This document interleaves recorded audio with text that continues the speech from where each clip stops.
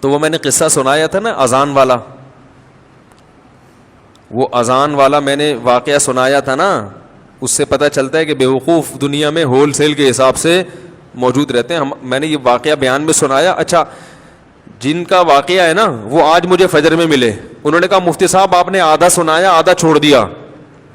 تو میں نے کہا اچھا, آج کی بات ہے, آج فجر کے بعد انہوں نے مجھے پورا واقعہ سنایا. پھر انہوں نے کہا اب یہ بتائیں پورا. انہوں نے کہا وہ آدھے میں وہ مزہ نہیں ہے جو پورا واقعہ ایسے تھا. انہوں نے کہیں نیٹ پہ سنا نا یہ واقعہ, وہ انہی کا قصہ ہے. تو انہوں نے پھر مجھے پورا واقعہ سنایا.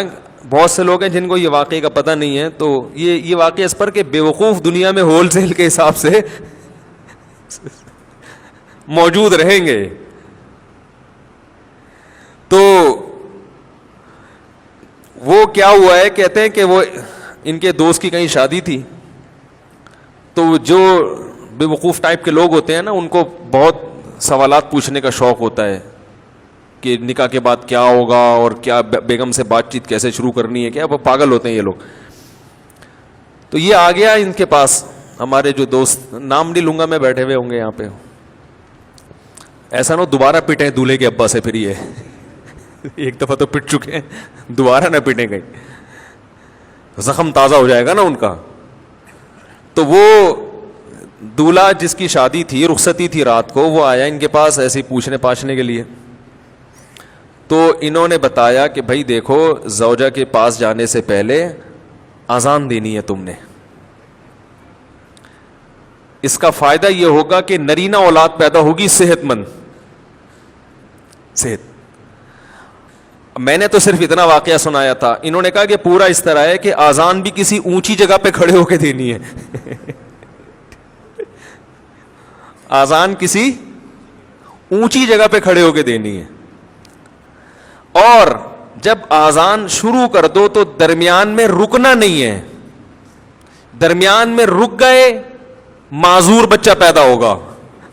ٹھیک ہے نا. اب یہ جناب شروع ہو گیا, مذاق کیا تھا اس نے, مذاق کیا تھا, وہ سیریس ہو گیا. اب وہ دلہن بیٹھی بھی ہے, یہ ڈریسنگ ٹیبل پہ چڑھ گئے نا, اس سے زیادہ اونچی جگہ ان کو نظر نہیں آ رہی تھی. تو شکر ہے الماری پہ نہیں چڑھا. الماری پہ سے نہیں چڑھے کہ بھائی جب چڑھ جاتا الماری پہ تو کھڑے ہونے کی جگہ نہیں تھی. وہ بیوی کہتی کسی بندر سے میری شادی ہو گئی ہے. وہ ایک آدمی گیا نا نفسیاتی ڈاکٹر کے پاس کہ مجھے وہم ہو گیا کہ میں بندر تو نہیں ہوں. تو ڈاکٹر نے بولا پنکھے سے اترو گے تو میں علاج کروں گا نا اپنا, پنکھے سے تو نیچے اترو. تو ڈریسنگ ٹیبل پہ کھڑے ہو کر انہوں نے اذان کہنا شروع کی. اب وہ دلہن پاگل ہو گئی, چیخنے لگی یہ کیا کر رہا ہے بھائی, پاگل تو نہیں ہے. اور جا کے نا دروازہ بجا رہی ہے.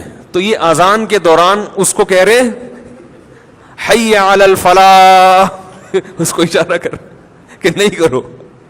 اذان بھی چل رہی ہے, حی علی الصلاح حی علی الفلاح, اور اشارہ کر رہے کہ نہ نہ نہ.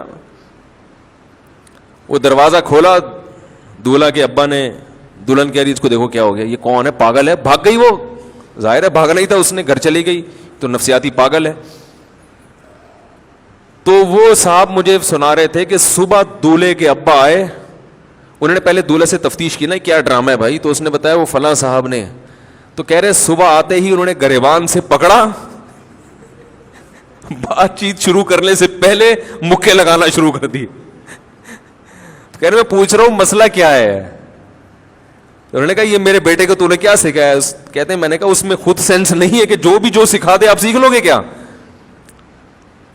کیا خیال ہے بھائی, یعنی کوئی بھی کچھ بھی کہہ دے تو آپ اس پہ عمل شروع کر دو گے, اس میں اتنی عقل نہیں ہے تو مکے تو اس کے لگاؤ جا کے.